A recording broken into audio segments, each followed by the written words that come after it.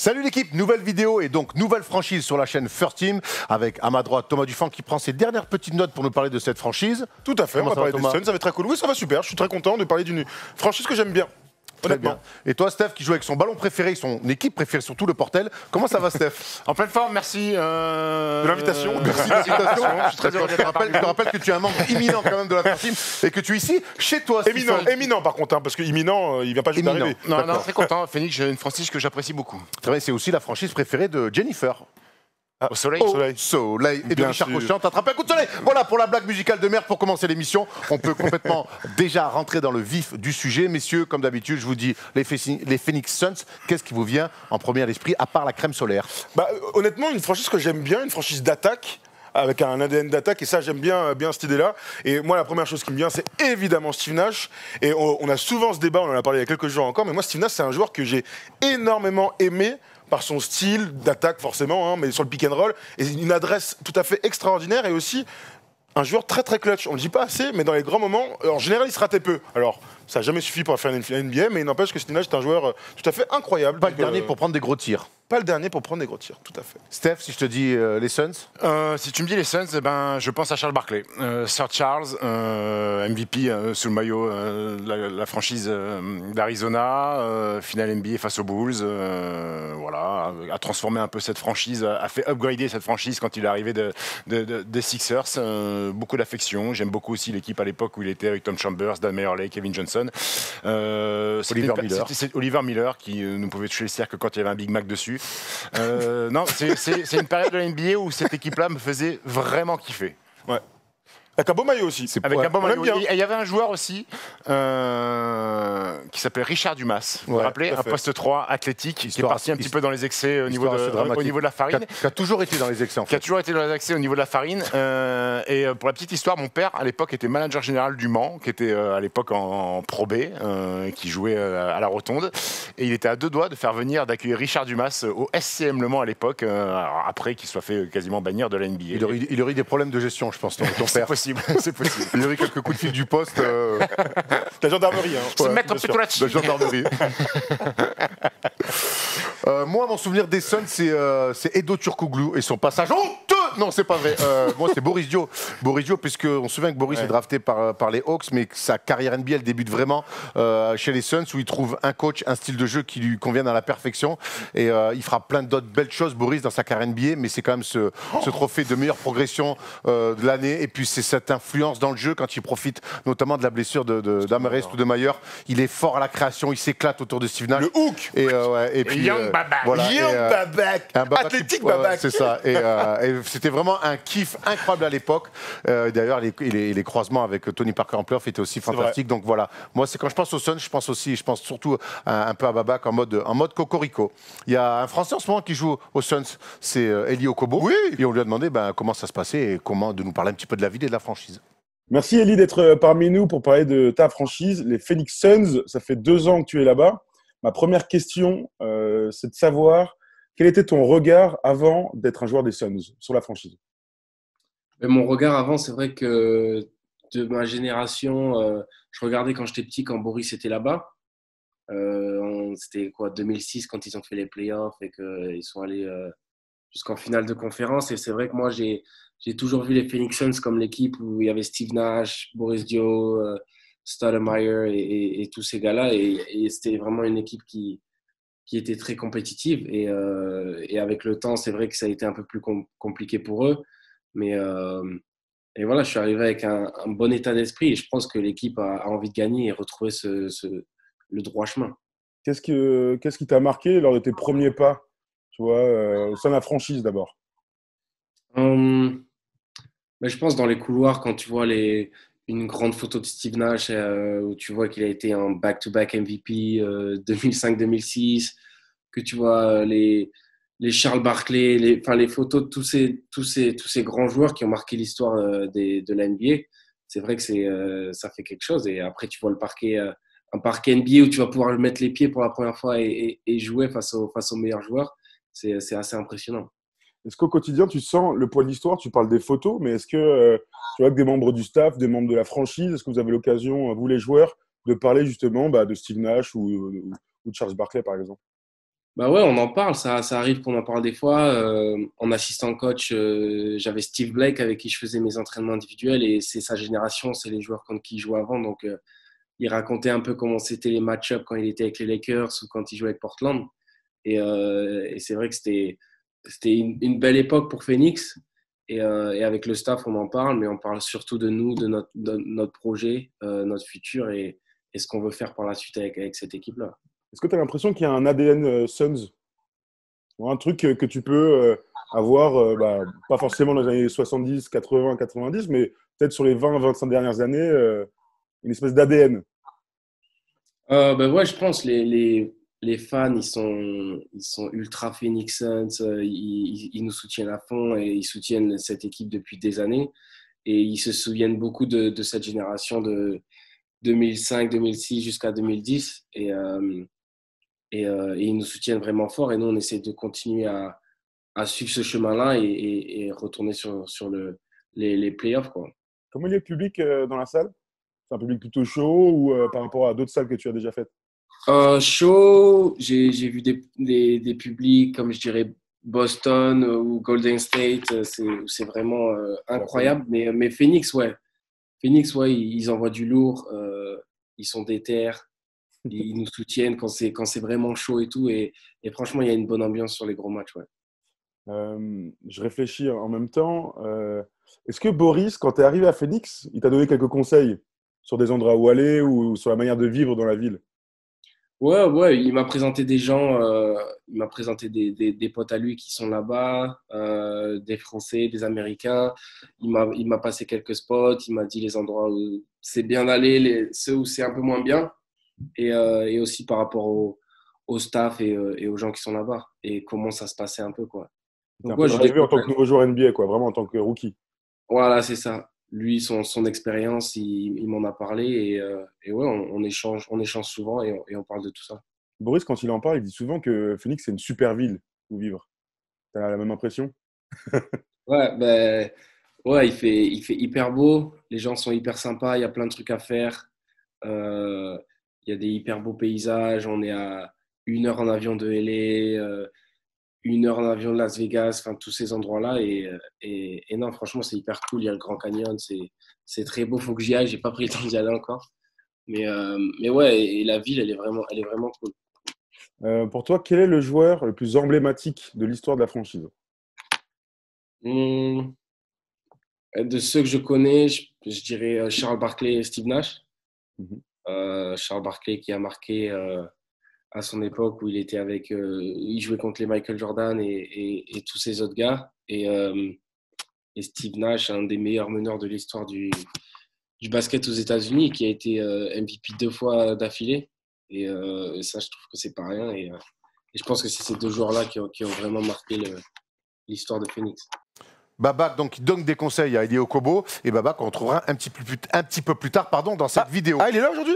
Non, il n'est pas là. Il est dans la vidéo. Il est sur son bateau, il est sur son bateau peinard, mais il sera dans la vidéo pour nous parler de sa belle période chez les Suns. Les Suns, les messieurs, on va voir un petit peu déjà en tableau ce que ça donne. C'est une équipe qui arrive dans la Ligue en 1968, comme souvent une expansion team. En même temps que les Milwaukee Bucks, Tout à fait. en 68. Et vous allez voir que les Bucks, ça va avoir son importance. Création donc en 68, localisation Arizona, ça fera aussi beaucoup parler. Je vais vous expliquer pourquoi. On voit l'évolution des logos, le palmarès avec 2 fois champion de la conférence Ouest, 6 fois champion de division et les maillots retirés. Vous en connaissez certains et vous en connaîtrez d'autres à la fin de l'émission. C'est une équipe donc qui arrive en 1968 sur un marché où il n'y a rien, les gars. C'est le désert. Pour le coup, c'est vraiment le désert. C'est le désert, pour le coup, le désert d'Arizona. Mais il n'y a rien à Phoenix, mais il n'y a rien aussi dans l'Arizona, à tel point que les Phoenix Suns sont la première équipe franchise sportive professionnelle, non seulement de Phoenix, mais de tout l'État. Il y a à l'époque le commissionnaire J. Walter Kennedy, même lui, il n'est pas chaud pour le coup. Il dit mais c'est trop loin, c'est trop petit et il fait trop chaud. Bien vu, tonton, puisque plus de 50 ans après, les Suns sont quand même devenus une franchise mythique de NBA avec une histoire assez incroyable que l'on va vous raconter. Et donc, la première saison des Suns, elle est dramatique, comme souvent pour les équipes qui rentrent dans la Ligue. 16 victoires, 66 défaites. Mais pourquoi je vous raconte ça?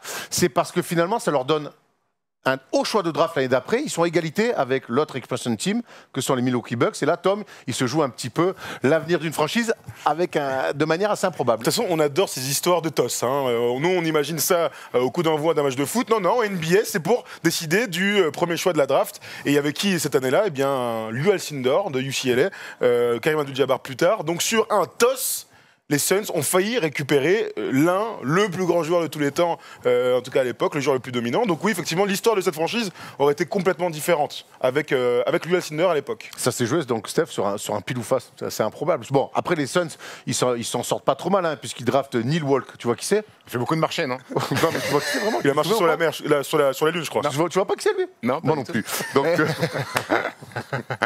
donc bref, pas de Kareem Abdul-Jabbar. Il n'empêche, cette équipe-là va réussir de bien belles choses, qui pour l'instant n'a toujours pas de titre, mais évidemment on va rentrer dans le focus et voir les 3 grandes dates de cette franchise qui existe depuis 1968. They do have a timeout. Decide not to use it. Curry, way downtown. Bang! Steph, une franchise, 3 dates. Une franchise, 3 dates. La première, c'est le 4 juin 1976. Qu'est-ce qui s'est passé le 4 juin 1976? Eh ben, c'était tout simplement le Game 5 de la finale NBA où Boston va battre cette équipe des Suns. Boston Celtics emmené par Dave Cohen et John Havlicek après 3 prolongations sur le score de 128 à 126. Et il y a beaucoup de choses à dire là-dessus. Il y a beaucoup de choses à dire. Un match incroyable. Deuxième date, 1992-1993. Une saison, un homme, Charles Barkley, devient MVP de la saison dans une équipe à 62 victoires pour 20 défaites. C'est le record de la franchise. Et là aussi, un autre match historique parce que les Suns vont en finale. Et une nouvelle fois, ils perdent un match de finale après 3 prolongations. Et dans l'histoire de l'NBA, il n'y a eu que 2 matchs de finale après 3 prolongations. Et 2 fois, les Suns sont dedans. Et ont perdu.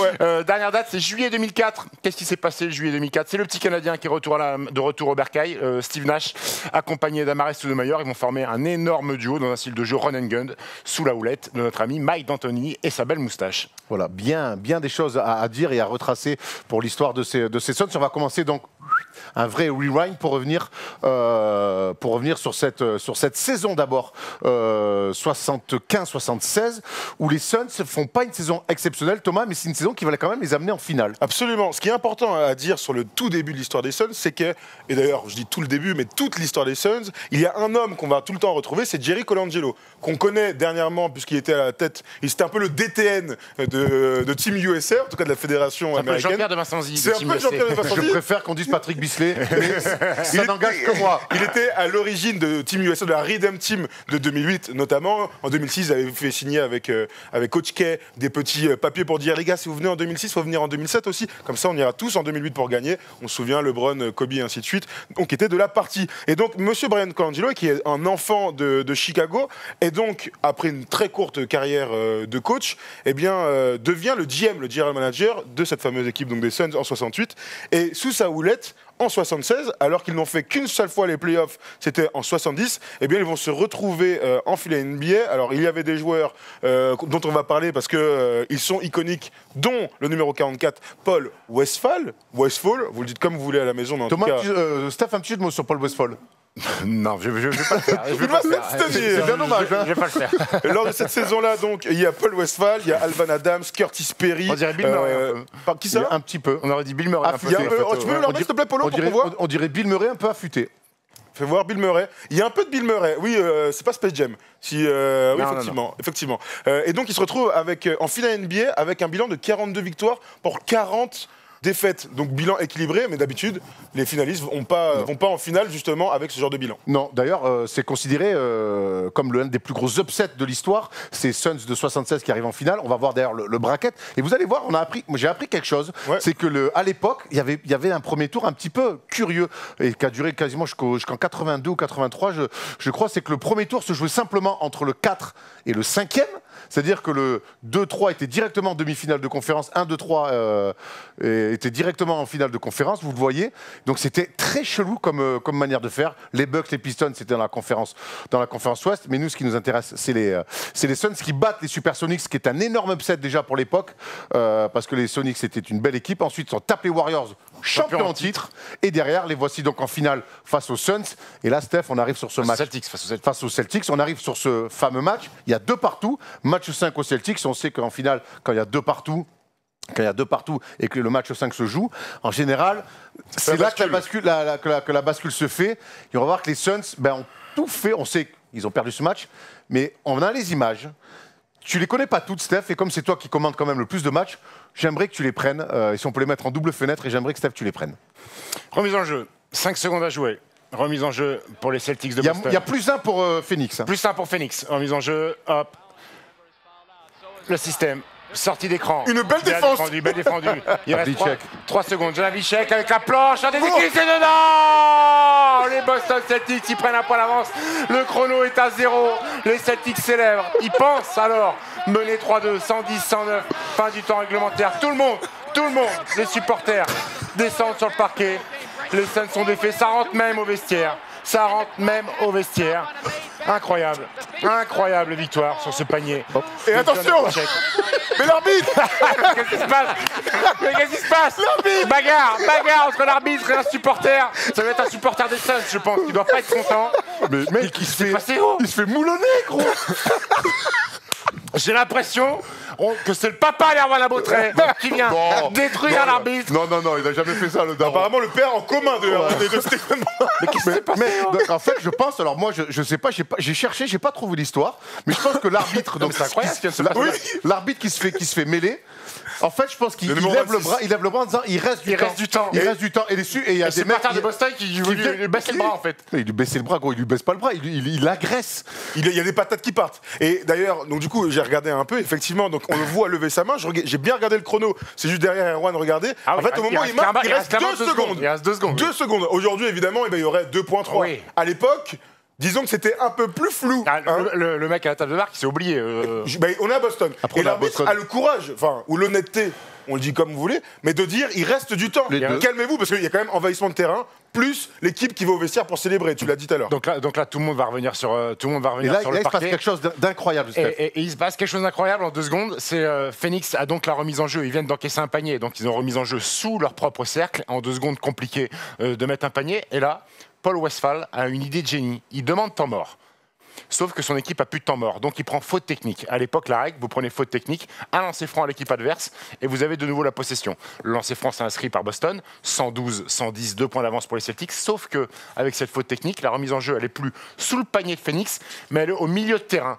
Et ça permettra en 2 secondes, avec cette remise en jeu au milieu de terrain, un garçon met un jump shoot en tournant on va le voir, à 2 points. On a les images.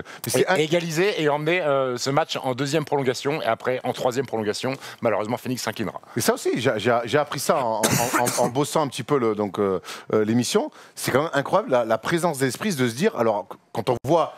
C'est Garfield Heard qui a mis le panier. Absolument. Il y a 112, Non, mais 112. quand on voit l'ambiance dans la salle, l'envahissement de terrain, parce qu'à l'époque, on pouvait vraiment envahir les terrains, mais se dire, on va prendre technique, comme ça, on peut égaliser. Il se dit pas, on va tenter une longue passe, un dernier tir. Il faut quand même avoir la lucidité d'y penser. Alors, est-ce que peut-être que c'était un peu commun et que ça arrivait de le faire, parce que ça me paraît quand même fou de dire ça. Le tir du garçon derrière, il est incroyable. Sachant que derrière, il va égaliser sur une action folle où Paul Westphal va aller intercepter la balle dans les mains d'Havlicek. D'ailleurs, on s'est remis toute la fin de match avec Erwan il y a 2 jours. C'est une gestion de fin de match par Boston calamiteuse, honnêtement. Ils doivent le gagner 150 fois. Il y a un certain Glenn McDonald qui mettra 6 des 8 derniers points de la 3e prolongation pour les Celtics de Boston. Petite info sur le banc des Suns, un joueur ne joue pas, c'est un vrai gars, c'est Pat Riley qui était dans l'équipe des Phoenix Suns. Ah bon? Ah, tout à fait. Patrick Riley. Patrick Riley. Le roi du 4 x 100 mètres, Patrick Riley. Absolument. Paul Westphal qui faisait partie donc, des grosses recrues, qui avait été champion en 74 avec. Absolument. Il y avait un petit rôle à l'époque avec à les Boston. Celtics. Donc allez voir, alors peut-être pas tout le match, mais allez voir, n'hésitez pas à aller voir sur YouTube la fin de ce match incroyable avec des tirs qui sortent de l'au-delà à chaque fois. Non, mais je suis choqué. Le mec, mais l'arbitre, il a séché l'arbitre. Il finit le match, l'arbitre. Il finit le match, après il va se repositionner. Non, ça va, vous inquiétez pas. Non, mais Il est gaillard, il fait kiffer. Aujourd'hui, tu fais ça, mon gars. L'arbitre finit pas le match, le mec il finit en prison. Et heureusement d'ailleurs. C'est incroyable. Donc c'est Thomas le premier fait d'armes vraiment de ces Phoenix Suns. Ça reste un upset. Ouais. Derrière, les Suns vont continuer à à gagner des matchs, à faire quelques campagnes de playoffs, mais sans jamais vraiment être un prétendant au titre. Il y a une finale de conférence, donc toujours sur leur coach, sur la houlette de leur coach John McLeod, qui restera quand même notre Immortel. ami de 73 à 87. Le père de Duncan. Le père de Duncan, évidemment, il ne faut pas leur couper la tête à nos amis. Donc ils feront une finale quand même de conférence en 1984. Ce seront leurs grands faits d'armes et jusqu'à la fin des années 80 où il y aura un terrible renouveau. D'ailleurs, je parlais de Jerry Colangelo, mais Jerry Colangelo est aussi à la tête de ce renouveau puisqu'il était general manager depuis plus de 20 ans, plus de 15 ans. Et avec un groupe d'investisseurs, il va racheter la franchise des Suns. Donc Jerry Colangelo était GM, mais aussi était propriétaire principal de la franchise. Et pour une petite anecdote, en 1987, je crois, il y a des périodes sombres du côté de Absolument, absolument. Il y a 13 joueurs qui sont, enfin 13 personnes qui sont accusées dans une espèce de trafic de drogue ou balancées par un joueur pour sauver ses miches qui se fait balancer. Et parmi ces garçons, il y a Grant Gondrezic. Et pourquoi je vous parle de Grant Gondrezic? Parce que ton père a fait le jeu au Mans. Exact, non, à Caen. Mon père était manager général à Caen et Grant Gondrezic, je le voyais tous les jours à l'entraînement parce qu'il c'était un joueur américain du CBC. Et moi, j'avais 4 ans et je le voyais à l'entraînement, Grant Gondrezic. Et quand j'ai vu ce nom pour travailler, pour bosser sur le truc des Suns, ça m'a dit Grant Gondrezic. Parfois, je me disais, pourquoi il a un peu de... En fait, tous les camés des années 80... J'ai l'impression que Kiki Brun, il est venu récupérer tous les camés des années 80. Donc, il y a ça. Et puis, il y a aussi leur pivot Nick Vanos, qui était un jeune pivot prometteur, qui meurt dans un crash d'avion. Donc, les années 80, pas les fins 80, mais un peu 86-87, c'est une période très glauque. Nick Vanos. Nick Vanos. Il y a le rachat. Tout à fait. Il y a le rachat. Et dès 88, au cours de la saison, arrive Kevin Johnson. Absolument. Il y a un enchaînement de bonnes choses en fait qui arrivent. Larry Nance était la star, le père de Larry Nance qu'on connaît aujourd'hui aux Cavs, qui est d'ailleurs lui aussi a été transféré aux Cavs en 1988 puisqu'il ne gagne que 28 matchs les Suns. Donc arrive contre Larry Nance Kevin Johnson, Tyrone Corbin et Mark West. Alors Tyrone Corbin ne jouera pratiquement pas. Et un choix de draft. Mais les deux, Mark West, Kevin Johnson, ils seront en finale NBA en 93. Ouais, absolument. Et il récupère aussi un premier choix de draft et c'est le bon Dan Meyerley qui va arriver donc Fin de Dan. Absolument. Il y a aussi Eddie Johnson qui arrive en 87 des Kings. Il y a Tom Chambers qui arrive aussi. Il y a le tout début de Jeff Hornacek, qu'on verra ensuite avec Utah en finale contre Michael Jordan. Et il y a le coach Cotton Fitzsimmons, et donc l'arrivée des Sonics à cette période-là de Tom Chambers, qui sera All-Star, qui sera un joueur hyper et qui mettra important. Peut-être le plus gros dunk de l'histoire. Genou, tête. C'est un joueur quand même qui a tourné à 27 points de moyenne, qui est plusieurs All-Star. Et ce qui est dingue, donc, pour arriver à cette période où ils vont faire une finale de conférence pratiquement immédiatement, 2 finales de conférence de suite, 55 victoires, 54 victoires, 89 et 90, alors qu'ils étaient à 28 victoires la saison d'avant. Ce qui est dingue avec ce bon vieux Tom, c'est que c'est la superstar de l'équipe et ils vont transférer Charles Barkley pour devenir le titulaire de son poste. Donc tu vois, quand on parle souvent des joueurs qui sont choisis par rapport à d'autres, ils ont bien fait de le faire, hein, évidemment, Charles Barkley, mais ça nous amène à la deuxième date de cette franchise. Pour résumer, donc ils ont touché le fond là, au milieu des années 80, un petit peu après, avec cette histoire de drogue, la perte terrible d'un joueur dans un accident d'avion. Et puis tout de suite après, le rachat, l'arrivée de Kevin Johnson, et surtout, quelques années plus tard, à l'été 92, l'arrivée de Charles Barkley. Et tout ça, derrière, c'est Jerry Colangelo. Jerry Colangelo, ouais, absolument. Tu te rends compte qu'il perd... Le rachat, le transfert, il s'occupe de tout. Ils font finale de conférence contre 89-90, ils perdent contre le Magic, enfin les Lakers de Magic, donc forcément on sait qu'ils sont moins forts. Mais pour donner un énorme coup de boost, on sait qu'ils ont pas mal d'argent aussi à dépenser. Donc c'est Charles Barkley qui arrive. Et Charles Barkley, sur sa saison d'arrivée après les Sixers, il va donner la pleine mesure de son talent. Et c'est le Charles Barkley qu'on connaît, bondissant, leader, capable de shooter quand il y a un peu d'espace. Coast to coast. Et ils vont faire donc MVP pour Charles Barkley et une finale, l'une des plus belles finales de Michael Jordan aussi, hein, puisqu'il y a des espaces et c'est très cool. Et l'arrivée de Barkley, c'est vraiment le début d'une nouvelle ère aussi, parce que Barkley arrive et ils vont dans une nouvelle salle, l'America West Arena aussi. Ouais. Barkley débute dans cette nouvelle salle, c'est un petit peu le renouveau des Suns de Phoenix. On sait que Barkley est transféré parce qu'il veut absolument, son but ultime, c'est de battre Michael Jordan. Et cette saison-là, il est MVP, ils ont un très bon bilan. Ils ont un parcours en playoff par contre très compliqué. 3-2 déjà face aux Lakers de James Worthy qui est vieillissant. Ils s'offrent un match 5 où ils sont pas loin de se faire cueillir. Ils sont menés de 0. Hein. Ouais. Ils sont pas loin de se faire cueillir. Et jusqu'à la finale contre Jordan, ils vont souffrir. Et finalement, ils arrivent à cette finale et Jordan qui les tape. Mais finalement, on se dit que c'est que le début. C'est que la première année. Kevin Johnson est très fort. Ouais, c'est que la première année encore des Suns. Et on se dit que finalement, cette équipe-là, sur les 3-4 prochaines années, elle peut gagner un titre. Et là, ils vont tomber sur un autre Ross qui s'appelle pas Michael Jordan, Hakeem the Dream. et qui s'appelle Hakeem Olajuwon, parce que les deux saisons d'après, ils vont perdre chaque fois contre les Rockets, futurs champions, et chaque fois, ils vont mener de 2 victoires. Ils vont mener 2-0, ils vont mener 3-1, d'abord 3-1 et puis 2-0 l'année d'après, et chaque fois, ils vont perdre avec on se rappelle de ce tir de Mario Elie avec le kiss of death. C'est finalement, cette période de Charles Barkley, elle est... C'est ce qu'on lui reproche, c'est ce que Pippen dit quand il va le côté aux Rockets. Il dira, et c'est sorti il n'y a pas longtemps, il dira, en fait, quand j'ai joué avec Barkley aux Rockets, j'ai compris que c'était pas un vrai gagnant. C'est dur quand même. Bah, si c'est vrai. Mal, ça. Si c'est vrai. Et Ça veut dire qu'il n'avait pas cette âme pour emmener les autres avec lui. Il avait du cœur. Après, il sortait de 10 ans avec Jordan, donc je peux comprendre le... Oui, ok, d'accord. Ouais. Après, bon, là, on parle de mecs qui ont beaucoup d'ego. Il doit dire ça. Il a ses raisons, ce que tu Pippen, mais il a sûrement raison. Il parlait plus du comportement, de la manière, de l'investissement, ouais. Dans le livre Dream Team, Charles Barkley est le meilleur marqueur de la Dream Team au JO 92, mais l'auteur parle énormément du fait que Charles Barkley, tous les soirs, tu pouvais le retrouver au bar du coin.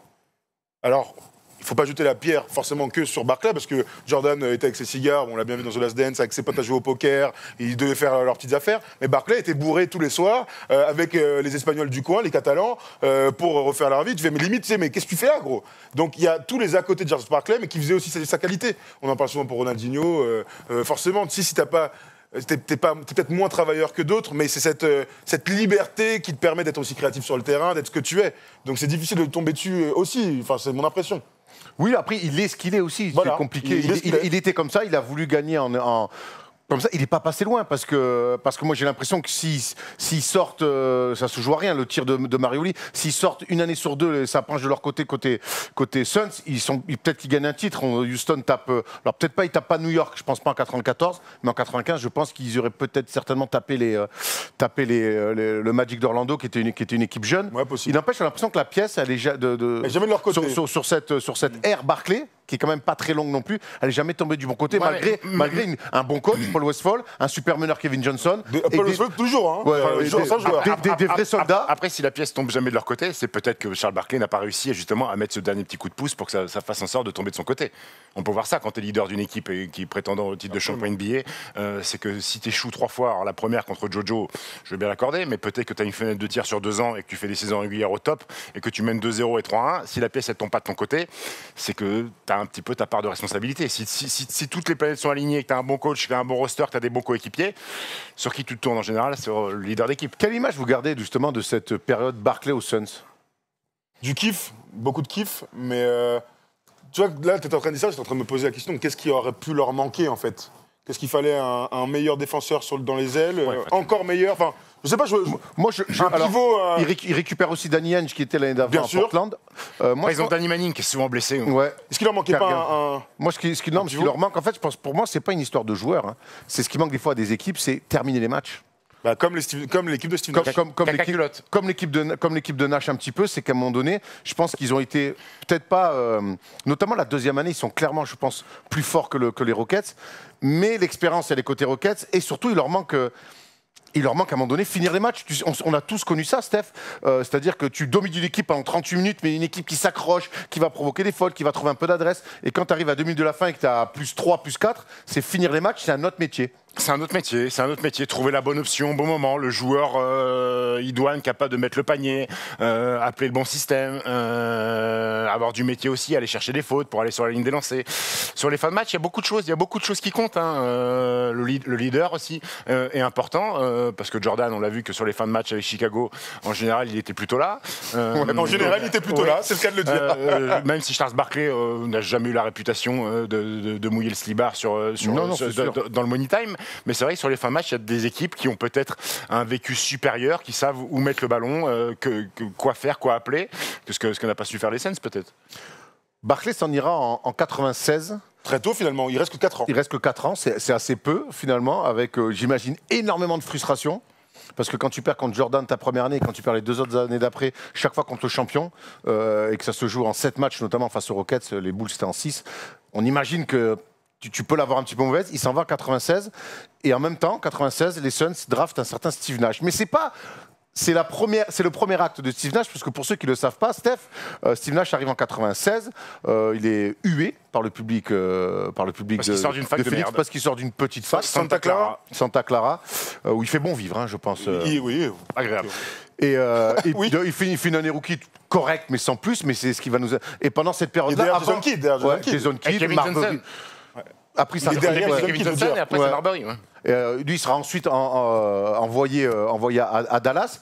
Mais donc, toute cette période-là, avant le retour en tant que free agent de Steve Nash avec un gros contrat où on va lui filer les rênes et ça sera le Steve Nash MVP qu'on va connaître, il y a toute une période où ça va être des bonnes équipes, les Suns, avec des bons joueurs. Où on va filer un coup sur coup les clés à Kidd, les clés à Stephen Marbury. Il va y avoir des joueurs comme Michael Finley, comme Antonio McDyess. Cédric Ceballos. Cédric Ceballos, qui était déjà là en 93. Mais ça va être une bonne équipe, mais qui n'aura jamais l'ambition de même rejouer une finale jusqu'à l'accélération complète de la signature en tant que free agent de Steve Nash. Et là, tout va très vite, que ce soit dans la manière de raconter ou même sur le terrain, Tom. Ouais, non, c'est vrai que Steve Nash, de toute manière, va changer la donne. Et ils ont mis en place certains trucs. Hein. Sean Marion qui 2004, arrive. donc. Hein. Ouais, en 2004, tout à fait. Sean Marion qui arrive et qui sera très important. 2004, c'est aussi l'arrivée d'Amaris Stoudemire. Donc tu te retrouves avec du talent. Il y a aussi Joe Johnson qui est dans cette petite affaire. Tu as les pièces pour le faire. Tu recrutes Mike D'Antoni, donc pour jouer un style hyper particulier. Donc le run and gun, l'idée que lors des 7 premières secondes, il faut qu'il y ait un tir. Alors, en général, ce sont des bons tirs, hein, de la course, des dunks, parce que tu as beaucoup d'athlètes. Tu veux priver la défense de s'installer, en fait. Absolument. Tu vas trouver la meilleure solution le plus tôt possible pour que la défense ne soit pas installée. Ça a révolutionné quelque part. Je ne dis pas qu'il n'y a pas eu des équipes d'attaque qui faisaient ça, mais le run and gun était un style très particulier à ce moment-là, et c'est quelque chose qu'on voit beaucoup plus aujourd'hui. Le jeu de transition, je ne vais pas te donner un photo, mais je sais pas, un tiers des attaques aujourd'hui dans un match NBA, c'est de la transi, ou un genre de transi dans les 10 premières secondes. Kind of. Et tu rajoutes ça aussi... Oh là, il a fait tomber sale. C'est Marbury qui est tombé. Ouais, j'ai eu l'impression. Et tu rajoutes aussi ça, beaucoup de pick and roll, puisque ton meneur de jeu est un joueur extraordinaire, l'un des plus grands QI basket que le basket ait connu, du shooting extérieur et des victoires. Parce que ce que tu ne dis pas lors de l'arrivée de notre ami Steve Nash, c'est qu'en 2003-2004, ils sont à 29 victoires, que Mike D'Antoni arrive en cours des saisons, et que la signature de Steve Nash leur permet de passer de 29 victoires à 62 victoires. Ce qui est un gap énorme et ce qui lui permettra d'être MVP. Il n'y avait rien à dire, en fait. Quelque part, son titre de MVP, vu le changement entre les deux équipes. C'est une équipe très vite, Steph, qui s'installe avec Steve Nash aux manettes, avec ce style-là de Mike D'Antoni. Il y a quand même une équipe très forte autour. Très forte. Tu le dis, Johnson, Sean Marion qui joue poste 4, donc on est déjà dans une option de très large. On parle de Joe Johnson, c'est intéressant parce que Joe Johnson fournit et devient un joueur très très fort. On ne peut pas forcément le garder. Non. Et il lui demande à être transféré. Il est transféré à Atlanta. Et qui c'est qui arrive en échange? C'est Boris Dio. Ouais. Justement, et avant qu'on continue, Boris Dio, lui qui a vécu ses premières belles années. Babac plus Rajabel et Kirk Thomas, non? Ouais, des mecs qui vont compter. Ouais. Des gens qui vont compter. On sait que Boris ne jouait pas du tout à Atlanta sur Mike Woodson. Et c'est pas Mike Woodson, c'est Terry Stotts, je crois qu'il avait. Non, Mike Woodson, hein. C'était sûr? J'ai un doute. Vérifie pendant l'interview de Boris, et Boris qui nous parle justement de cette période Phoenix, Steve Nash et 7 seconds or less. Boris, j'aimerais que tu nous parles de ta période Suns, celle où la NBA a vraiment pu te découvrir et de ton association avec Steve Nash. Moi, c'est sûr que c'est une période particulière parce que c'est là où j'ai vraiment commencé à jouer beaucoup de minutes, où le club a su me faire confiance. Donc, ça a été vraiment de belles années. Et puis, en plus, l'équipe était vraiment au top et était l'équipe à cette époque la plus excitante de l'NBA. Justement, on a toujours une frustration quand on repense à ces Suns de cette époque-là, puisqu'il y avait une énorme excitation et c'est jamais allé au bout finalement. Qu'est-ce qui vous a manqué pour gagner un titre? C'est vrai, il ne manquait pas grand-chose. Je pense qu'il aurait fallu peut-être justement persévérer dans ce sens-là. On voit qu'on apprenait un petit peu chaque année. Et l'expérience des playoffs, l'expérience de finale de conférence, on n'a jamais réussi à aller même jusqu'en finale. Donc, je pense qu'il nous manquait un tout petit peu. Pas grand-chose puisqu'on arrivait à le faire pendant la saison régulière. Mais pour basculer sur les playoffs, il faut encore un petit truc en plus. On repense forcément à 2007. On a l'impression que c'est la saison où vous étiez programmé pour aller au titre. Et il y a cette altercation entre Robert Horry et Steve Nash. Et toi, tu fais partie des 2 suspendus quand tu te lèves du banc. On a l'impression que c'est une des actions clutch aussi de Robert Horry. Ouais, parmi tant d'autres, parce qu'il il a eu beaucoup d'autres actions clutch. Mais celle-là n'était pas très jolie. Et c'est vrai que pour nous, on a senti que c'était quand même aussi un tournant.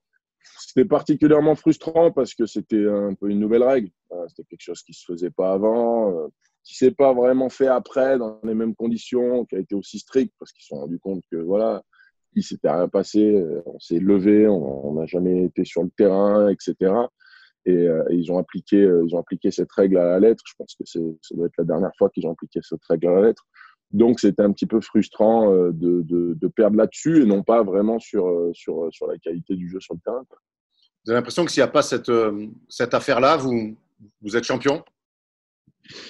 On ne peut pas savoir. Avec des si, on peut refaire, mais c'est clair qu'on était en bonne position. Parce qu'on rentrait à la maison en reprenant l'avantage du terrain. Et que malheureusement, c'était les deux joueurs au même poste qui étaient blessés. Donc, Amaré qui était starter, moi qui étais son backup. Donc, quand tu as deux joueurs au même poste et que tu n'as même pas le backup, bah, c'est compliqué. Parle-moi un petit peu de cette philosophie des 7 seconds or less.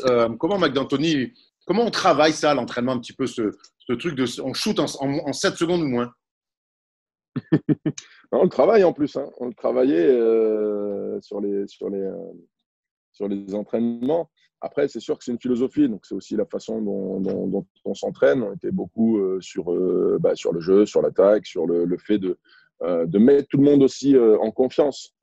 Mike savait vraiment tirer le meilleur de chaque joueur offensivement dans ce qu'il savait faire. Et savait mettre les joueurs en confiance. C'est-à-dire que, en gros, tout le monde avait carte blanche, quoi. Tout le monde avait carte blanche de shooter, de tirer. Dès qu'on avait une opportunité ou qu'on sentait, il nous donnait aussi cette responsabilité, cette confiance de tirer quand on pensait que c'était le bon moment. Et souvent, c'était dans les premières 7 secondes. Mais on travaillait aussi beaucoup le jeu de contre-attaque à l'entraînement. Steph, oui. C'était une belle et grande époque pour les Suns et pour Boris aussi. On rappelle MIP à cette époque-là.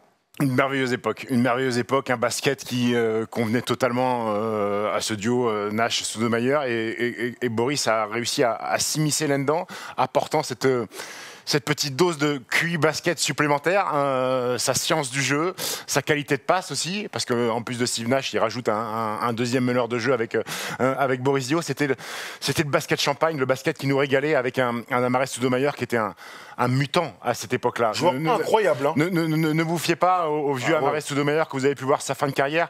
C'était un mutant. Chaque pick and roll, passe à terre de Steve Nash, c'était dunk. C'était dunk systématique. Peu importe qui y avait dans la raquette, c'était Tomar. Il était monstrueusement fort. Travail d'appui, tous ces spin moves où il claquait des dunks.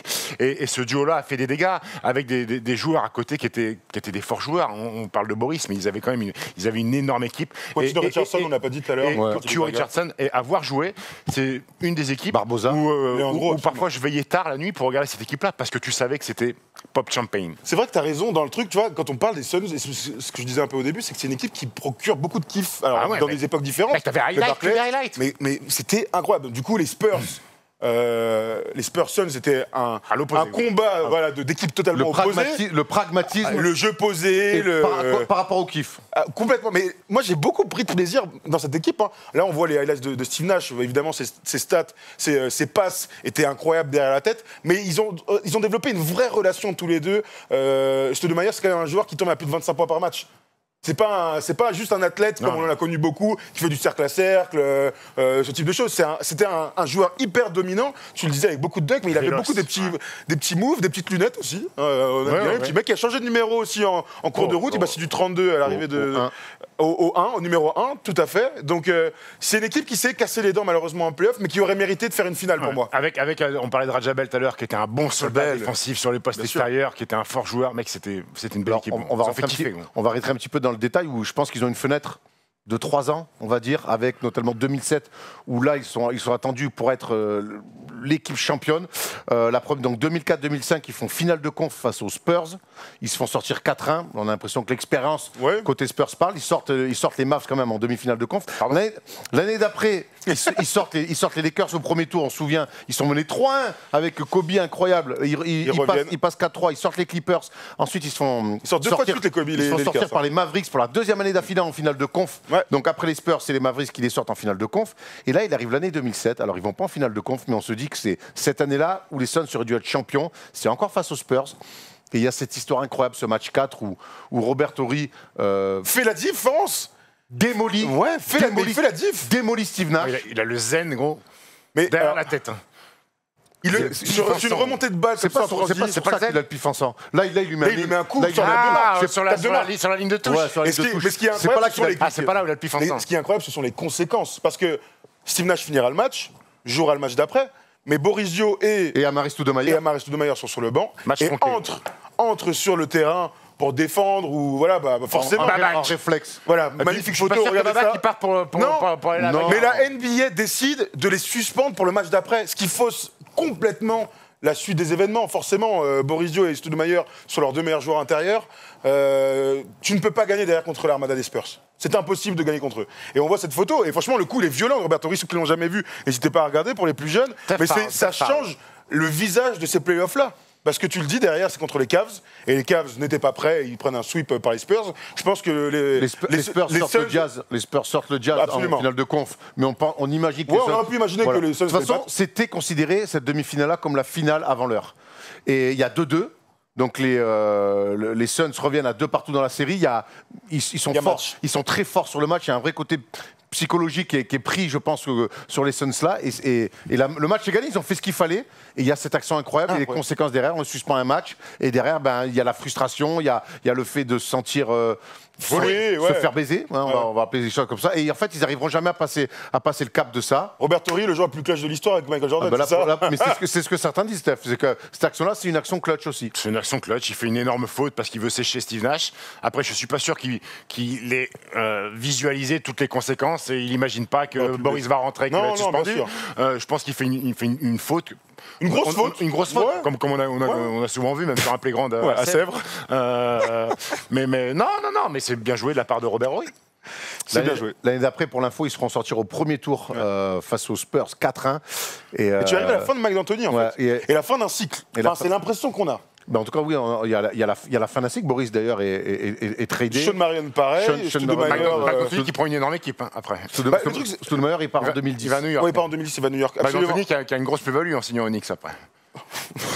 Non, mais ce qui est dingue, c'est que c'est une fin de cycle. Steve Nash est vieux, parce que quand on arrive en 2009-2010, il a 34-35 ans, et qu'on n'imagine pas que cette équipe des Suns soit capable d'avoir encore quelque chose dans le cœur. Ils feront une finale de conf. Ils feront une finale de conf sous Alvin Gentry, donc en 2010, face aux Lakers, avec du Grant Hill, avec du Channing Frye. Avec un énorme Goran Dragic. Avec un gros Goran Dragic, avec Jason Richardson, avec une équipe totalement remodelée, encore et toujours, autour du meneur de jeu Steve Nash. Mais c'était une énorme surprise. Et tu sais, ça me faisait penser un peu au fameux « les Spurs sont morts ». Les Suns étaient morts.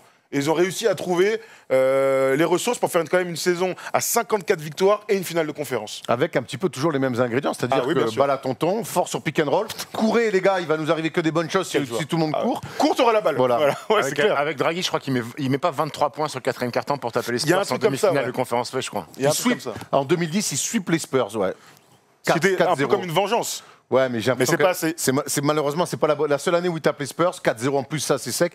On a l'impression que c'est pas la bonne année pour eux. Parce qu'on répète qu'en 2007, s'ils passent, derrière, c'est autoroute du soleil. La 4 à Marseille.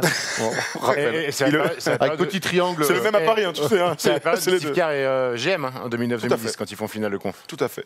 Qu'est-ce qu'on peut retenir de cette ère Steve Nash? Il y a eu, parce que tout le monde se souvient de ces Suns. C'était efficace, c'était spectaculaire.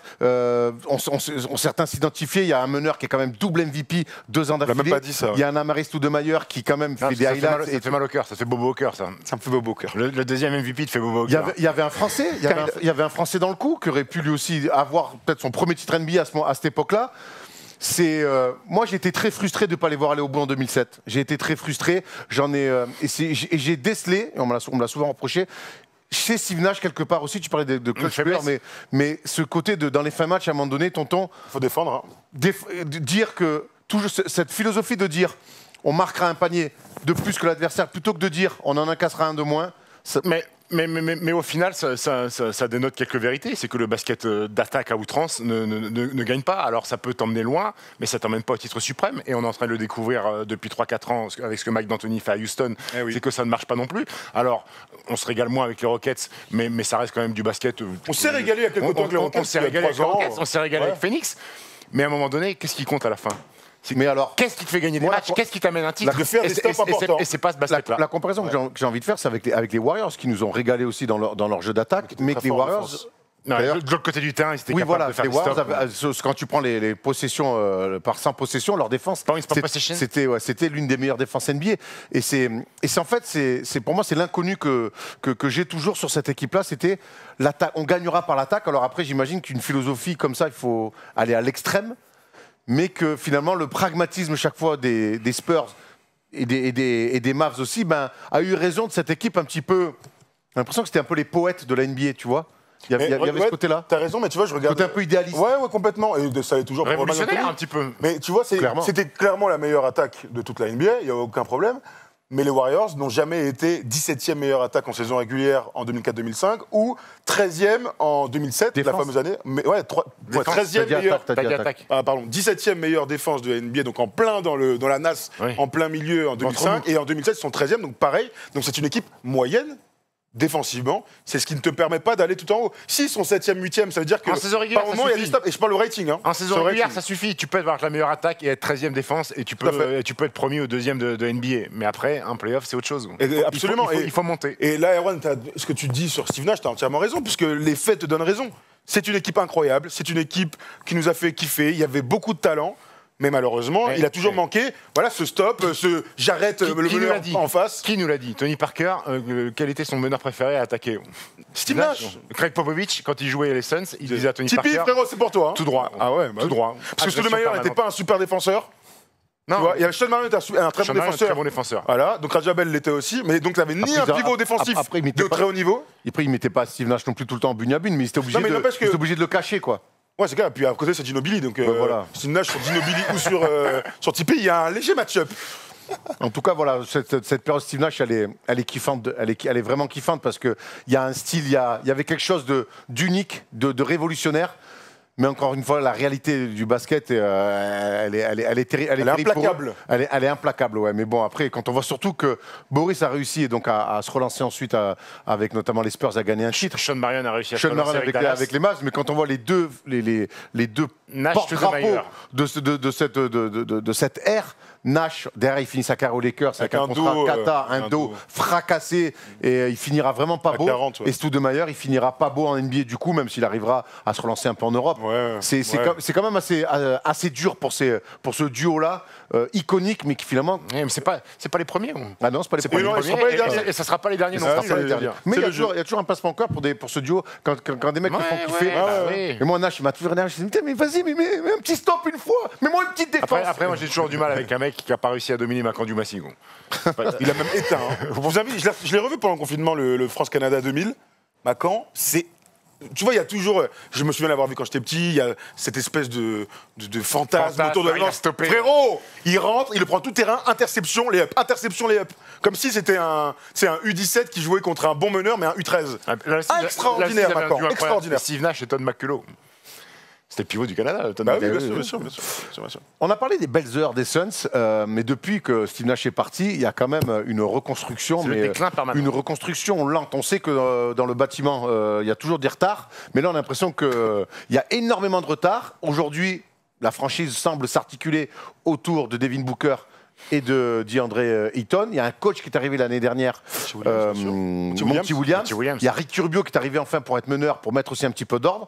Il y a eu du mieux cette année. On a quand même l'impression qu'il y a encore énormément de taf pour les Suns. Ouais, et depuis leur finale, donc, dont on parlait tout à l'heure, de conférence en 2010 et cette saison à 54 victoires, ils n'ont jamais disputé les playoffs, que ce soit Alvin Gentry, il y a Lindsey Hunter qui a fait une petite pige, il y a Earl Watson, il y a Jeff Hornacek, et il y a monsieur Igor Kokoskov. Champion d'Europe avec la Slovénie. Tout à fait, absolument. Et donc Monty Williams est arrivé. On en a profité d'ailleurs à Eli Okobo pour lui poser une petite question sur le leadership supposé de Devin Booker. D'ailleurs, c'est une question d'Erwan. Tout à fait. C'est marrant que tu parles de Devin Booker parce qu'il y a Erwan qui voulait te poser une question. Il avait envie de savoir quel type de leader était Devin Booker. Ah, c'est un leader. Moi, de ce que j'ai entendu de l'année avant que j'arrive en NBA à l'année où je suis arrivé, c'est qu'il a fait un grand pas sur cet aspect-là, le leadership. Et c'est vrai que moi, par exemple, il m'a pris sous son aile dès que je suis arrivé. Il m'a donné beaucoup de conseils. On travaillait tout le temps ensemble, on parlait beaucoup de basket, il m'expliquait des trucs, il me montrait des vidéos et tout ça. Et sur le terrain, ouais, c'est un bon leader. Il parle beaucoup, il fait les efforts des deux côtés du terrain, pas qu'en attaque. Et je pense que c'est ça qu'il y a à faire. Aux entraînements, il se donne à fond, il travaille beaucoup, il fait plein de petits trucs qui te poussent à vouloir t'entraîner. Et ouais, je pense que c'est un bon leader et il se développe à ça. Et il a 23 ans, 24 ans. Ouais. Et c'est incroyable quand même. C'est sa 5e année, je crois, dans la ligue. Et il a déjà les rênes comme ça et il fait du bon boulot. C'est vrai qu'on oublie souvent que Devin Booker n'a que 24 ans. En même temps, bon, Antetokounmpo aussi, il a 24 ans, il est déjà mais c'est Sacrée comparaison. mais c'est Devin Booker, c'est un mec, on a eu la chance de voir jouer 2-3 fois, Thomas, et chaque fois, et on est chaque fois impressionné par sa facilité. Alors, on parle pas de son leadership, ouais. Mais on est impressionné par sa facilité. Est-ce qu'il a les épaules, comme on a vu beaucoup de mecs archi talentueux, mais finalement jamais être un vrai leader? Pour moi, il a les épaules, à terme, pourquoi pas, en tout cas il a le potentiel pour. Mais ce qui est marrant, tu vois là, je viens d'y penser en parlant de toute cette histoire des Suns, c'est qu'il est exactement dans l'ADN Spurs. Un joueur d'attaque... Suns. J'ai dit quoi? Spurs. Ça ne marche pas pour les Spurs. Suns, pour les Suns. Devin Booker est un joueur d'attaque, un shooter, élégant, facile, moins bon en défense, qui se laisse un peu porter. Ce que je me dis, c'est qu'avec Monty Williams, ils ont un projet qui est intéressant. Tu l'as dit, Ricky Rubio est arrivé. C'est bien d'avoir un meneur de jeu gestionnaire, bon, qui est au niveau quand il est deuxième arrière, qui défend en plus et qui a de l'expérience. Donc, tout est un peu en train de se mettre en place. Ils vont avec les Suns à Orlando dans quelques semaines. Ce sera intéressant de voir les formes de chacun, mais c'est aussi comme ça que tu prends l'expérience collectivement. DeAndre Ayton t'en a parlé, il a du potentiel. Je pense qu'il a les épaules à terme. Maintenant, il va falloir qu'il nous le montre. Il a été All-Star l'année dernière, bah voilà, il est sur le chemin. Moi, je suis sceptique. Je suis sceptique parce que c'est difficile pour moi d'un gamin qui a que 24 ans et qui a déjà fait, c'est quoi, sa 5e saison 1, 2, 3, 4, sa 5e saison. 5e saison, et les 4 années précédentes, il n'a jamais gagné plus de 25 matchs. Et je me dis que ça fait 4 ans qu'il est baigné dans la loose, en fait. Et que, est-ce qu'un gamin comme ça, baigné dans la loose pendant 4 ans, à qui on envoie des flûtes parce que, oh, gros, t'as mis 70 points, t'es quasiment meilleur cœur de la NBA, est-ce que t'es capable, de switcher au sens propre, comme figuré, parce qu'il défie la chronique un peu. Est-ce que t'es capable de switcher et devenir leader d'une franchise qui gagne? Et c'est mon gros point d'interrogation là-dessus, parce qu'il a été baigné dans la loose. Mais c'est le seul, et point d'interrogation qu'on a sur lui, c'est le plus important, parce que le talent, on sait qu'il a un talent supérieur, mais on sait qu'en NBA, le talent supérieur, ça suffit pas. Il faut avoir un supplément d'âme. Et c'est ce qu'on lui demande. Toi, tu es beaucoup tombé dessus, normalement, après 170 points, vous avez pris une branlée, tu l'avais détruit. Bah, moi, en fait, les mecs que je kiffe, en général, je suis beaucoup plus dur avec eux, et lui, je le kiffe. Pour moi, je te dis, il a un talent supérieur. Maintenant, il lui manque le supplément d'âme. C'est un peu le défaut des mecs trop beaux, trop faciles. Tu vois, l'élégance. A du mal à se mettre dans le dur. Du truc un peu à la Mélo.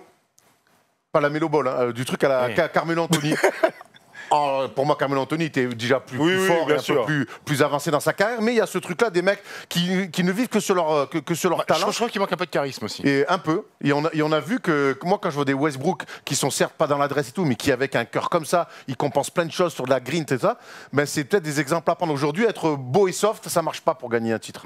Ah oui, pour gagner un titre. Je veux dire, Jason Tatum est beau et un petit peu soft. Ouais, mais il se met des pelés autres. Hein. Oui. Ouais, mais parce que et là, je pense que l'environnement est très important. T'as raison. Ça fait 5 ans que son environnement est cata. data. Lui, il progresse à son rythme, ça fait partie du jeu, mais autour, les changements de coach, les changements d'équipe dirigeante, Aussi. Il n'y a que des peintres autour. Tu vois, j'adore cette idée de Jason Tatum. Jason Tatum, tu le mets au Suns. Franchise, oui. Voilà, Jason Tatum, tu le mets au Suns. Il a 30 pas points de sûr moyenne. qu'ils soient à 45 victoires. Oui. Tu vois, c'est ça le truc. Alors que tu fais l'inverse avec Devin Booker, peut-être qu'il aurait eu. Voilà, l'environnement est très important. Maintenant, c'est Ah, mais c'est là aussi on voit s'il a les épaules. Tu choisis Non, pas, bien quoi. sûr. Maintenant, Mais c'est là où on va voir s'il a les épaules. Est-ce que lui est capable, avec Monty Williams, avec une équipe dirigeante, avec DeAndre l'équipe, Ayton. T'as quand même un pivot qui va pouvoir marquer les paniers. Après, Ouais. Brighton qui a loupé 25 matchs. Oui, Ouais, mais bon, il y a bon. du talent. Il y a du talent. Il y a du Donc, talent. ils ont maintenant les cartes en main. C'était mieux cette année. Écoute, ça, on verra à Orlando. On verra l'année prochaine comment ça se passera. Très bien, on va suivre cette évolution des Suns de Devin Booker et DeAndre Ayton. Nous, pour le coup, on va passer au débat pour savoir qui est le joueur le plus emblématique et quel est le 5 majeur historique de la franchise des Suns.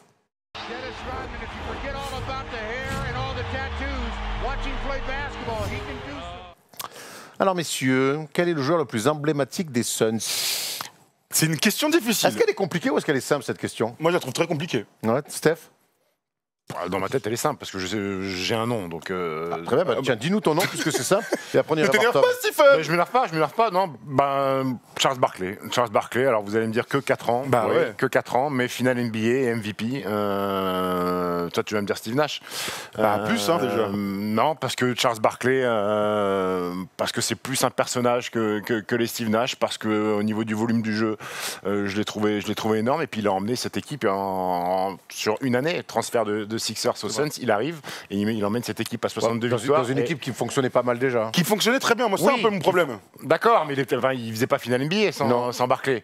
Donc à un moment donné, tout à l'heure tu posais C'est la deux question. finales de conf. Tout à l'heure tu posais la question. Pareil, hein. Qu'est-ce qui manque à cette équipe Des fois, il y a des équipes qui prennent un joueur en pensant que ça va En faire demi-finale step de up. conf et finale de conf en 90. Des fois, il y a des équipes deux qui fois disent, finale de conf. des fois, il y a des équipes qui disent on va Ouais, prendre deux lui, il fois. va nous faire step up. Ça marche pas. Là, en l'occurrence, ça a fonctionné et c'est devenu tout de suite le meilleur joueur de l'équipe en étant élu MVP de la Je saison. vais pas te dire que t'as tort, parce que c'est un avis qui tient, mais... Et puis par le charisme, est-ce Ouais, qu'il a pu mais- dégager D'accord, mais est-ce que... Alors oui, je veux dire, est-ce que Charles Barkley, tu l'associes surtout aux Suns? Oui, au vu de sa finale, Michael Jordan et tout. Mais il a plus joué aux Sixers. Il a joué aux Rockets derrière. Charles Barkley, c'est une carrière, c'est pas l'homme d'une franchise. Steve Nash, il a joué ailleurs. Je sais, mais Steve Nash, il est drafté là-bas, il y a une vraie histoire, il reste jusqu'à 38 ans, et c'est un style de jeu qui a révolutionné le Mais jeu. je suis pas en train de dire que Non, t'as non, tort, bien sûr, bien sûr, bien sûr. Ça s'entend. hein. Moi, je pense que Steve Nash, dans l'ère moderne, donc à partir des années 90, pour moi, c'est Steve Nash qu'on associe. C'est le premier mec, si on demande à quelqu'un de moins de 35 ans, il dira Steve Nash. Donc, au vu de son palmarès, le fait qu'il reste plus longtemps aussi, c'est important quand même la longévité. Mais je crois que le mec, tu vois, est-ce que Kevin Johnson, par exemple, n'est pas plus Charismatique. identifié Si. Suns Ah si. par rapport aux deux autres, Si. par exemple? Si, clairement. Non, mais Nash, pour moi, c'est les Suns. Hein. Mais Kevin Johnson, il est, pour moi, ouais. Moi, j'hésitais entre Kevin Johnson et Steve Nash. Après, Steve Nash fait quand même deux titres de MVP, mais Kevin Johnson, il arrive dans une franchise où là, pour le coup, c'est un peu la merde. Il leur redonne tout de suite des couleurs. Il y a une longévité. Itomar sur Hakim. Ouais, non, mais il y a des images, il y a des images fortes qui sont restées. Il représente pour moi. Kevin Johnson, il est peut-être. C'est le plus iconique. Après, maintenant, Steve Nash avec le style de jeu, les highlights qu'il y avait. Moi, je suis partagé entre les deux, vraiment. Tiens, viens, regarde un peu les images de Kevin Johnson, parce que c'est vrai que... Pour Alors, ceux qui ne connaissent pas, parce que c'est il y a longtemps... Allez, et- on se tait et on vous laisse vivre ça. Départ de Grand Prix. Je vous rappelle qu'on n'a c'est pas un le droit joueur d'image. Hein, mais... Ouais, mais ça, non, mais c'est derrière, parce qu'on a le droit de cacher tout. Il y a Thomas sur Hakim de Dream Oui, ou pas je pense. C'est un joueur, c'est un joueur rapide, super handle, super calme. Hey, c'est pas celui-là sur Hakim. Non, c'est pas celui-ci. C'est pas mal quand même. Sur les caves, ça. Brad Ça, Dougherty. c'est Brad Dougherty. Ouais, qui Brad Dougherty. C'est un joueur dont on parle très peu en fait des années fin 80-90 parce qu'il y a d'autres meneurs de jeu qui comptent plus, parce que quand il va en finale, c'est pas lui le meilleur joueur, mais il est au niveau des tout meilleurs. C'est un mec à plus de 20 points, il fait une saison à 20 points et 12 passes D. Tu te rends compte, aujourd'hui, on t'envoie au All-Star Game, on dit que t'es le meilleur du monde, hein, avec ce type de passe-là. Donc, regardez les petits crosses et tout, il régale. Il régale. Un physique normal, encore, tu vois, comme Steph Curry, on aime bien dire ça. Des cannes de feu. Il aime bien ce petit appel de pied de profil. Après nous, Sur Mark Eaton. moi, je préférerais toujours un dunk à 2 pieds qu'un dunk à 1 pied, de toute manière. C'est pour ça que LeBron, par exemple, je le mets en dessous dans la hiérarchie des meilleurs dunkers. Ça n'a rien à voir. C'est un autre débat. Je voulais le dire, Erwan. Donc, Nash, Kevin Johnson. Paul Westphal. Toi, tu vas sur Paul Westphal? Bah, a priori, il va en finale. C'est un joueur qui est Hall of Fame. C'est un joueur qui a son maillot retiré. C'est un joueur qui est devenu coach. J'aime bien cette idée aussi. Des joueurs qui sont devenus coach. Rendre hommage un petit peu aux anciens. Aux anciens, au passé, aux gens qui ont marqué aux joueurs qui ont marqué la franchise. Et on voit là, Regarde les ça, stats, 4 fois All-Star, Hall of Famer évidemment, des stats incroyables. Et puis c'est vrai qu'il y a cette filiation de passer de joueur à entraîneur. Et quand il est entraîneur, il a quand même des sacrés résultats aussi. C'est lui le coach de Barclay. Hein. Ça se tient. En finale. Moi, je vais quand même dire Nash pour les plus jeunes, parce que quand même gagner deux titres de MVP d'affilée, avoir un style de jeu aussi particulier, s'être trouvé comme ça avec McDantoni et Amari Stoudemire en même temps, avoir emmené tout le monde avec lui jusqu'au final de conf, malheureusement jamais plus loin, mais Boris Dio, Sean Marion, tout le monde s'est régalé. Et Boris un jour m'avait confié sur un petit apéro avec des amis que Steve Nash était le joueur vraiment où tu te mettais dans n'importe quel endroit où tu mettais les mains comme ça, avais le ballon tu recevais le ballon dans les pognes. Elle devait être sympa cette conversation. Elle était très sympa. Quand Boris te parle de basket, c'est toujours très agréable. Donc moi je dirais Steve Nash quand même. Ouais, mais j'ai une vraie affection pour Kevin Johnson. Dites-nous dans les commentaires, c'est difficile de toute manière. Il y a des joueurs de même niveau qui ont gagné, pour Barclay et Nash, des MVP qui gagnent pas de titre, quoi. Donc du coup, les deux s'entendent. On va voir si on retrouve d'ailleurs Kevin Johnson et Steve Nash dans le 5 majeur historique. Est-ce qu'on a fait des montages comme ça? Eh non, pas de Kevin Johnson. Donc Steve Nash, Paul Westphal, Sean Marion. Steph, tu tiquais un peu sur Sean Marion, mais tu verras qu'il a des stats énormes. Parce que Dan Mayerley aussi incarne quand même cette franchise des Suns de Phoenix sur le poste d'ailier. De toute façon, dites-nous dans les commentaires si vous n'êtes pas d'accord et quel est votre 5. C'est aussi fait pour ça. Barclay en poste 4 et Amari Stoudemire sur un poste de pivot. Voilà, c'est quand même un 5 majeur qui a coaché par John McLean. Qui a fière allure. Et en coach, on n'a pas mis Paul Westphal, on va pas faire le doublé quand même. Il peut pas se coacher tout seul. On a mis John McLean. Il y en a qui l'ont fait, hein, Bill Russell. Qui était de l'épopée 76. Pour comparer vite fait en un mot, Sean Marion est 4 fois All-Star. Il fait quand même des saisons à plus de 20 points, 19, 20, 20, 20. Il est très fort dès son arrivée au sein de l'équipe. Regarde les stats, 18 points, 10 rebonds. C'est quand même un joueur, on en a très peu parlé. C'est stats avec les Suns. Hein. Oui, stats avec les Suns. Avec les Suns, tout à fait. Stats avec les Suns, 18 points, 10 rebonds et un style... Tu vois, lui aussi, peut-être qu'on aurait pu le mettre parmi les joueurs iconiques. D'ailleurs, c'est pour ça qu'il est là. Ouais, avec un tir très peu académique. Qu'on ne conseillerait à aucun enfant. Non. Mais plutôt efficace dans le corner. Plutôt efficace dans le corner. Après, quand tu es le 3e meilleur joueur de l'équipe, c'est compliqué, tu vois, de... Mais regarde les pourcentages de Steve Nash, de Sean Marion. Je vais te donner. Regarde Sean Marion, sur sa période, il est... Alors, la première saison, il a 18% au tir à 3 points. Hein. Bon, c'est catastrophique. Hein. Mais il tire pas beaucoup. Quand même, en 2003, il tire 4,5 fois à 3 points par match. Il est à 38,7%. Ouais, c'est énorme. C'est un mec qui a travaillé aussi.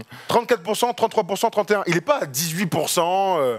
Tu vois, c'est un gars qui était fiable dans le corner. Il ne fallait pas lui demander de faire les jump shots, même s'il était capable de faire les petits Il fallait qu'il ait un peu d'espace quand même pour déconner. Il fallait qu'il ait beaucoup d'espace. Mais avec Steve Nash, il avait de l'espace. Archi athlétique et très intelligent et qui connaissait ses qualités et ses défauts. Et il faisait pas ce qu'il ne savait pas faire. Voilà. Et demande à Dirk Nowitzki comme c'était bien précieux de l'avoir en 2011. Et Dan Mayerley, du coup, il est 3 fois All-Star du côté des Suns. Sa meilleure saison, c'est 91-92, où il a 17 points, 6 rebonds, 3 passes pour le bon vieux Dan, après des 16-17. Enfin, de toute façon, c'est un super joueur. Solide. Voilà. Mais en tout cas, c'est un bon débat qu'on pourrait avoir entre les deux joueurs. C'est vrai. Mais moi, je vais à Sean Marion. D'ailleurs, c'est pour ça que j'ai mis dans le 5. Il y a un débat que vous pouvez continuer chez vous, dans les commentaires. On va passer au quiz. Ça fait 3-0 pour toi. Ouais, ça fait 3-0. Mais ça fait 3-0 pour toi. Il y a hors-jeu sur le dernier, mais bon. 3-0 Road to le 30-0. Première question. Vous la connaissez. Citez-moi à tour de rôle. On va commencer par Erwan. Les 11 Hall of Famers à avoir porté le maillot des Suns. Coach ou joueur? Erwan. Ouais. Paul Westphal. Ça fait 1. Charles Barkley. Ça fait 2. Grant Hill. Bravo. Penny Hardaway. Pas du tout. Penny Hardaway n'est pas. Steve Nash. Ah ouais, il est déjà le fait. Oui, il y avait Jason Kidd, Shaquille O'Neal, Dennis Johnson, Gus Johnson, Guy Goodrich, Connie Hawkins. Pourquoi je dis Penny Hardaway? Je suis un malade. Il est trop en confiance. Charlie Scott. Je suis cata. 1-0 pour Erwan. Trop en confiance. Deuxième question. Alors, on a marqué d'entrée. Troisième minute. Citez-moi. Il va y avoir 1 point par bonne réponse. Citez-moi, c'est rapidité. Tous les meilleurs 6e hommes en NBA sous le maillot des Suns. Barbosa. Ça fait 1 point. Ah, c'est lui qui commence. Rapidité. Pardon. Écoute, 1 partout. 6e homme. Dragic. Non. Ah putain. 6e Barbosa homme. 2007. Il y en a un en 2000, un en 98 et un en 89. Dis-moi, pardon, un en 2000 2000, 98 et 89. Oh putain, c'est qui en 2000? En 90. Johnson? Non. Vous les avez pas? 99 et 2000? 98. Michael Finley? Non. McDyess? Non. Oh, ils sont titulaires là-bas. C'est qui ça? Très bien, on passe, y a pas de problème. Putain, donne-nous des petits indices, s'il te plaît. Vite fait, pour que ça aille vite. Rapidité. En 2000, poste 4, gaillard gaucher. Roger. La Rodney fraise. Roger. Rodney Rogers. Oh, René Rogers, Celui-ci. bien joué. 2-1 pour Erwan. En 98, ça a été un très très haut choix de draft, mais qui a fait une petite carrière parce qu'il est pas mal blessé au genou. Quel poste? Poste 3. Un poste 3. Il est aujourd'hui, il me semble, coach à la fac, je crois. C'est pas Jason Richardson, il était titulaire. Poste 3. Un shooter. Très fort. Rex J'aurais dit Chapman. shooter. Rex À la Chapman. fac, il était exceptionnel. J'ai pas dit shooter. Non, Rex Chapman Ah, n'est pas ok. À la entraîneur fac, il était exceptionnel. Vous l'avez pas, c'était Danny Manning. Ah ouais. Ah oui, il est coach à Wake Forest.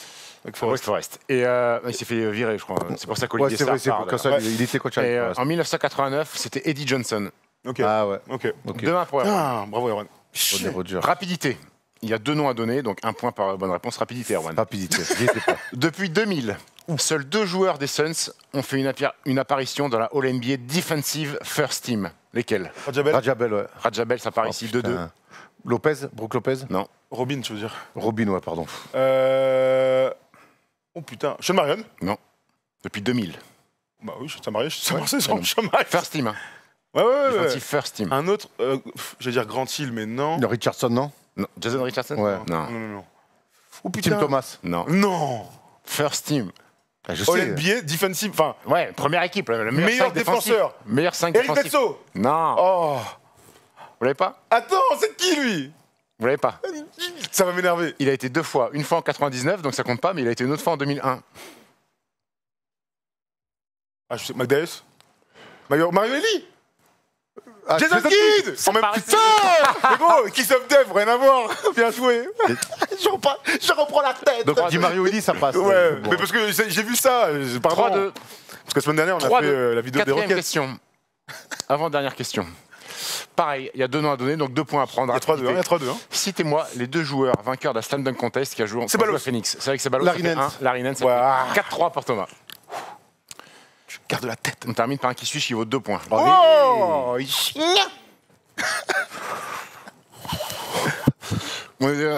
Très compliqué aussi. Ah, Et plus dur que la semaine dernière, avec le kiff-kiff. fameux Oh, dîner là. C'est ouais, kiff-kiff. ouais. Il a fini en 1 à Charleville-Mézières. Vous êtes prêts? Non, c'est plus facile. Ok, vas-y. Je suis né en 1983 dans le Texas. 1m88. Meneur de jeu, point guard. Je fais 2 facs durant mon cursus, mais 2 petites facs. Nicholls State, puis Utah Valley. Je suis bien Peut-être, c'est pas là où il y avait Elise? Je suis bien entendu pas drafté Je sais pas. en 2005. Non, t'es un peu. Après quelques workouts, je décroche un contrat garanti de 2 ans avec Sacramento. Je deviens donc le premier joueur de l'histoire de Utah Valley à jouer directement en NBA. Le seul. Quelle année? Il a pas dit. 2005. Ah. 5 minutes de moyenne la première saison, puis 10 minutes la deuxième. Mais le point d'orgue de ma deuxième saison avec Sacramento, c'est un dunk sur la tête de Carlos Boozer, qui restera pour quelques spécialistes comme le plus Gerald beau Wallace dunk de la saison 2007. C'est pas Gérald Wallace? Il était aux Kings. Un remake du dunk de John Starks, un petit peu contre les Bulls. Oh putain, attends, c'est quoi ça? Un meneur de jeu? Mais Je il, pars il joue aux ensuite. Kings. Oui. Putain, gros, tu écoutes, Ah, mais merde. c'est lui qui me perturbe là. Mais non, mais C'est Gerald Gerald Wallace, Wallace. il est au King quand il met le dunk, non? Ah, au Bobcats. Je pars Non, il est ensuite aux 4 Kings. saisons du côté du Jazz d'Utah, où je serai le backup de Deron Williams. Oh! Je joue 12 matchs de playoff en 2008 avec une action incroyable face aux Lakers. Eric Maynard. Où ce bon Luke Oh. Walton pensait mettre un petit lay-up peinard et je suis revenu de nulle part pour lui mettre un énorme con. Quand tu vas le dire, ça me rend fou ça. Je passe ensuite une saison à Phoenix en 2011-2012. Carlos 14 Arroyo. minutes, 14 minutes de moyenne. Mais pas du Non, tout. Parce que t'as il déjà est vu bon. Carlos Arroyo mettre un Non, non! Ensuite, passage à Portland, puis à Orlando, puis aux Lakers en 2014. Je fus même starter pour pallier l'absence de Jeremy Bram, Lin. Devin Bram. Non. Attends, David Brown, redis-moi la Starter en table. 2014 pour pallier l'absence de Jeremy Lin. Puis, je reviens à Phoenix pour 2 saisons où je suis 3e Putain, meneur mais les derrière quatre. Eric Bledsoe et Brandon Knight. Autant vous dire que j'étais celui qui faisait des passes quand j'étais sur le terrain. Aujourd'hui, je suis scout pour les honteux. Phoenix Suns. J'ai le même nom de famille qu'un certain Thomas, héros d'un dessin animé légendaire sur le foot. Je suis... Sanders. Non. Thomas Landers. Non. C'est qui Thomas? C'est quel Thomas? Attends. Thomas Hatton. Tu peux nous faire vite fait les... Thomas. Mais non, mais c'est non, Olivier attends. Hatton. C'est Olivier Hatton. Mais non, un certain Thomas, il a dit. Thomas Price. Hein? C'est Thomas Price, donc c'est Eric Price, non. C'est ça, Price, Price. c'est Tu Mark m'as Price, c'est pas Mark Price. Mais non Price. Si, tu vois le petit Renoir là Price C'est ça Pas du tout Si, mais c'est ça, vous avez pas le prénom. Putain, attends. Price. Premier quel prénom, Erwan? Eric Price, Non, Jonathan Price, 10 secondes. 10. Sinon, Brian la Price. victoire est Mais ratée. non 9. À qui? C'était à toi, tu mènes 4-3. 9. Ça me va. 8. Ah, vas-y. 7. Je sais plus comment il s'appelle. Six. Je vois très bien sa tête. Michael 5. Price, non. 4. Je sais plus. Yvonique, 2. Jean-Luc Price. Jean-Luc Victoire, Thomas Vas-y, Dupont, c'est- 4-3, c'était Ronnie Price. Oh, Ronnie Price Mais putain, vous êtes Ah, nuls. Mais frère, frère, toi, c'est tellement dur. Non, c'est pas si dur. En vrai, on doit l'avoir. Il est pas, il est connu. Non, il est quand pas même. si dur. Mais c'est trop dur. C'est dur en fait. Vraiment, c'est dur. Je te jure, c'est Dites-nous dur. dans les commentaires si vous l'avez eu. Alors, soyez honnêtes. Il y avait. Ronnie Non, mais Price, Ronnie gros, Price, ça fait 2h30 que je tourne. Tu m'as pas Salut, proposé Fisher Price. Non. Non, Ronnie Price, on va le trouver, Erwan. 4e victoire de Thomas Dupont. Ouais 4-0. Pas la plus belle, hein, je me suis bien fait baiser. Hein. La semaine prochaine. Voilà, j'ai rien d'autre à dire, j'ai la haine. On fait quoi la semaine prochaine d'ailleurs? Je sais pas, je m'en fous. On fait Toronto. On fera Toronto, les Toronto Raptors. Atlanta. et Atlanta. Je sais pas dans quel ordre encore, mais Le Toronto, les Hawks, les 2 Ouais. prochaines semaines. Ouais, Toronto, Voilà. c'est bien. Toronto, c'est bien. Je vais bosser dur pour les quiz, pour trouver des joueurs inconnus. Putain, Allez, Ronnie Price, merci les amis. Bravo. Ciao, à la Bravo, semaine Steph. prochaine.